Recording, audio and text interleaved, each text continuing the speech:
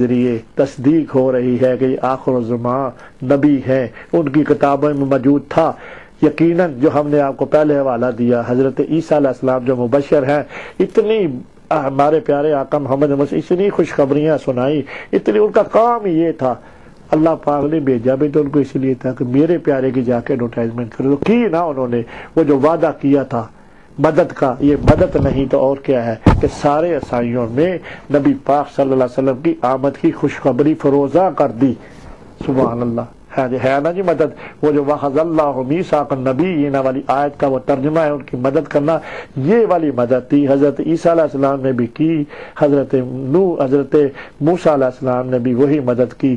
اس کے بارے میں بھی ہمارے پاس ایک طبع والا واقعہ ہے، اس میں وہ جو مدینہ پاک کو وہ گراؤ کر لیتا ہے تو اس کو وہ جو یہودیوں اور عیسائیوں کے علماء اس کو جا کے منع کرتے ہیں کہ یہ جو تم کرنے لگے ہو تھوڑا سا حوالہ دے دے، یہ جو تم کر رہے ہو مدینے کو تاراج کرنے کا، اس کے بیٹے کو مدینے والوں نے مار دیا تھا، قتل کر دیا تھا، اسی تاراج میں وہ کہتا تھا مدینے کو میں نے ختم کر دینا ہے۔ انہوں نے کہا کہ ہماری ڈیوٹی ہے کہ جو ہماری کتابوں میں لکھا ہوا ہے، ہم اس بادشاہ کو جا کے، اس کا نام تھا طبع، اب جب اس نے ان کو کہا کہ تم جس کام کے لیے لگے ہوئے ہو، ہمارا جو کتابیں ہیں وہ یہ کہتی ہیں کہ یہ والا شہر مدینہ جو ہے یہ آخر الزمان کے نبی صلی اللہ علیہ وسلم کا شہر ہے، اس کو تم ساری زندگی لگے رہو، تم تاراج نہیں کر سکتے۔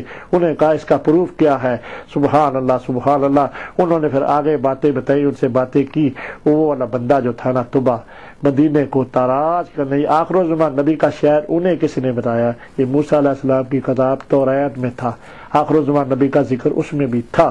اور جب اس نے ان کی باتیں سنی تو وہ آگے ایک سی بڑی لمبی بات ہے، سب سے پہلا بندہ تھا یہ جس نے خانہ کعبہ پہ آگ کی پرستش کرتا تھا، خانہ کعبہ کو گلاب بھی اسی نے چلایا۔ سبحان اللہ۔ اب اس نے وہ جو تھا نا مدینے کو تاراج کرنے کی بات چھوڑ دی۔ اب یہاں پہ جو بات ہو رہی ہے، جو مہر نبوت کی بات بھی یقیناً انجیل میں موجود ہے، اب اس نے تصدیق کر لی۔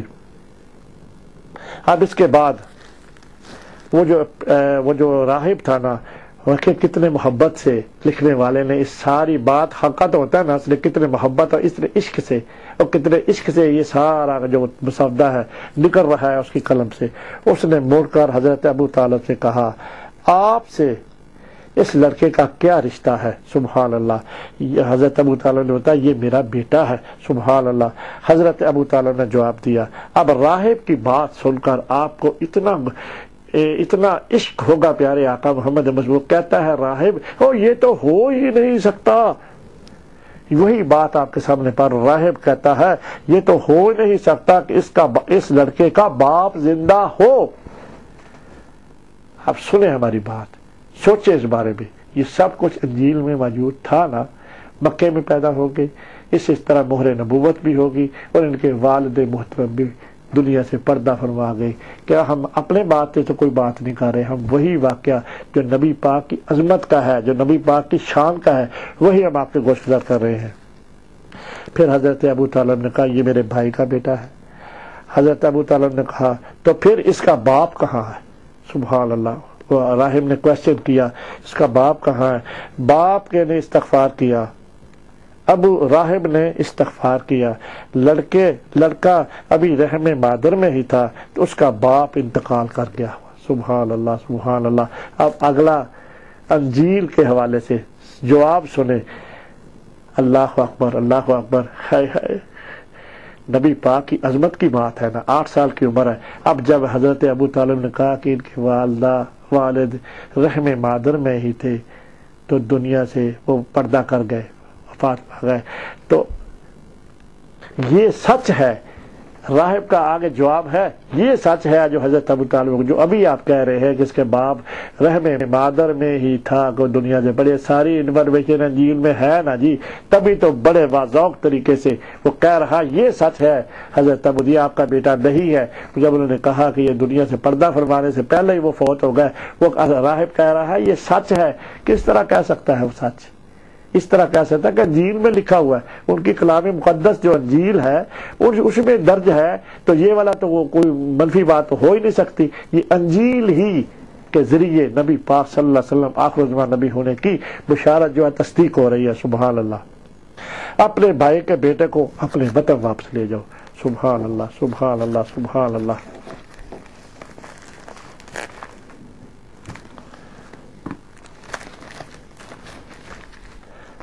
یہودیوں سے اس کو بچائے رکھو۔ میں اس کے بارے میں جو کچھ جانتا ہوں، اگر وہ جان جائیں گے تو اس کو غزن پہنچا سکتے ہیں۔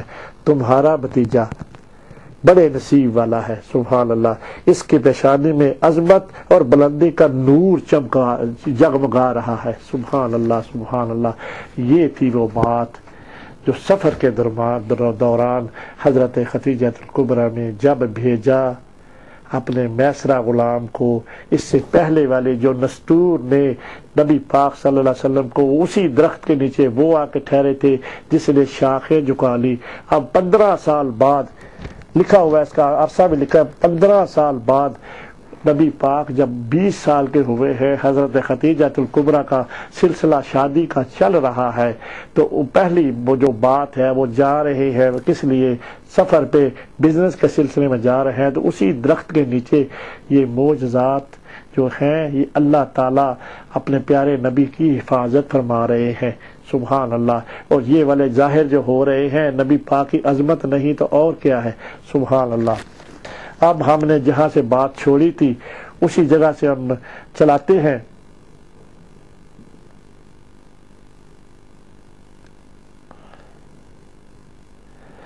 اب تھوڑا سا انشاءاللہ ہم اس بات کو تھوڑا سا اختتام پذیر اس لیے کرتے ہیں کہ ہمارا تقریباً یہ والی بات ایکسپلین کرنے میں ہمارا تقریباً کافی ٹائم لگ گیا۔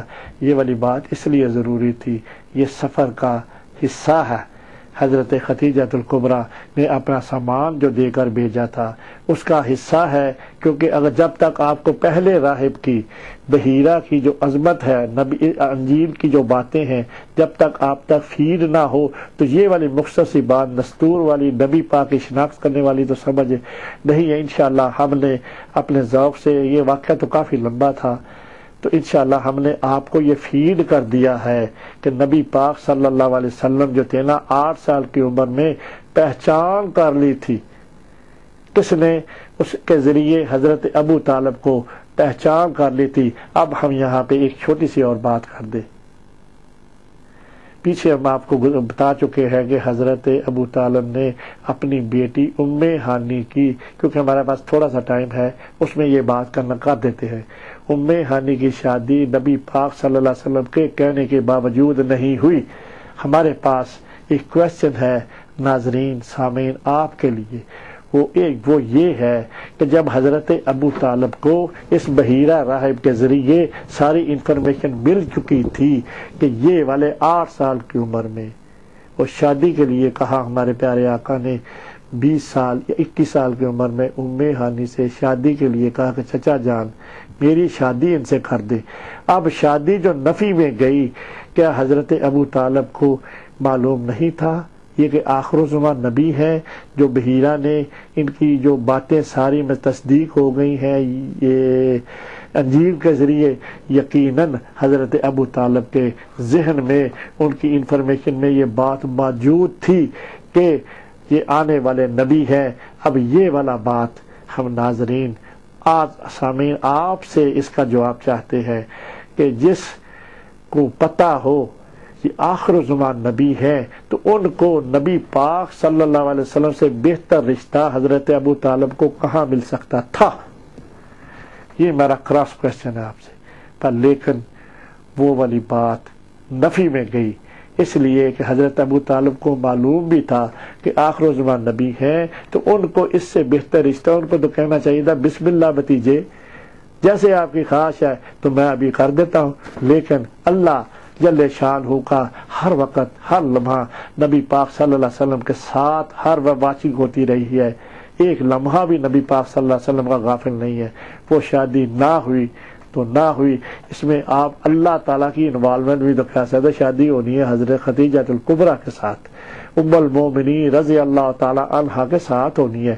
تو اس کی جو بات ہے نا، یہ ہم نے اس سفر کے درمیان نبی پاک کی شادی کے سلسلے کے درمیان یہ والی بات آ گئی تو ہم نے آپ کو اس لیے ایکسپلین کر دیا ہے کہ نبی پاک کی عظمت جو ہے نا آپ کے سینہ میں مزید فروزہ ہو، اور یہی ہمارا مشن ہے، یہی ہماری بات ہے۔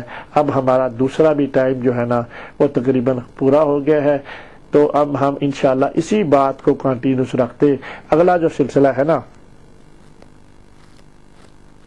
وہ جو معجزات ہوئے ہیں، اب سفر سے جو ہے نا واپس آ جانا ہے، شام گئے بزنس کے سلسلے میں، اب واپس مکے آ جانا ہے۔ راستے میں جو معجزات ہوئے ہیں نا میسرہ کے ساتھ، غلام کے ساتھ، وہ بھی ساتھ ہے۔ واپسی کا سفر انشاءاللہ تعالی ہم تھوڑا سا یہ بات کر کے پھر آگے جو ہے نا مکے میں جب پہنچ جاتے ہیں، سامان تجارت لے کر حضرت خدیجہ الکبریٰ کے گھر جاتے ہیں، اور وہ نبی پاک صلی اللہ علیہ وسلم کو ساری داستان جو ہے وہ سنتی ہیں۔ تو اس کے بعد جب نبی پاک کو دیکھتی ہیں تو نبی پاک کو اتنے سونے لگتے ہیں، اتنے سونے لگتے ہیں کہ نبی پاک کو دل دے دیتی ہے۔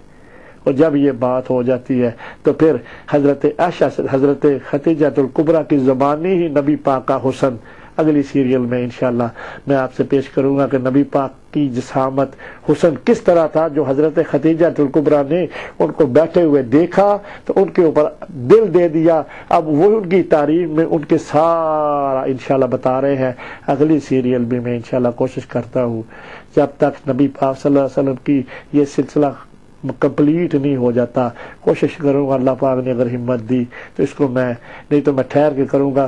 بہرحال میں تب تک کے لیے میں نے بتا دیا کہ اگلے سیریل میں نبی پاک صلی اللہ علیہ وسلم نے واپس آ جانا ہے مکے، اور مکے آ کے سارے سفر کے حالات بتانے ہیں۔ تو حضرت خدیجہ الکبریٰ حضرت نبی پاک کو جب اس طرح بیٹھے دیکھنا ہے تو نبی پاک صلی اللہ علیہ وسلم کو یقیناً جب انہوں نے بلایا ہے تو پہلے تو نہیں دیکھا ہوگا، اب آ گئے ہیں، سفر سے بھی آ گئے تو یقیناً نبی پاک صلی اللہ علیہ وسلم کو دل دے بیٹھی ہے۔ پھر بذات خود ہی آگے اسی بات میں انہیں کہتی ہے کہ مجھے آپ سے پیار ہے تو میں آپ سے شادی کرنا چاہتی ہوں۔ یہ والی ساری باتیں اگلی سیریل میں انشاءاللہ ہم آپ سے لیے ریکارڈ کر رہے ہیں، تو دیکھنا نہ بھولیے، اس کو متواتر دیکھتے رہیں انشاءاللہ، اللہ ہماری مدد کرے۔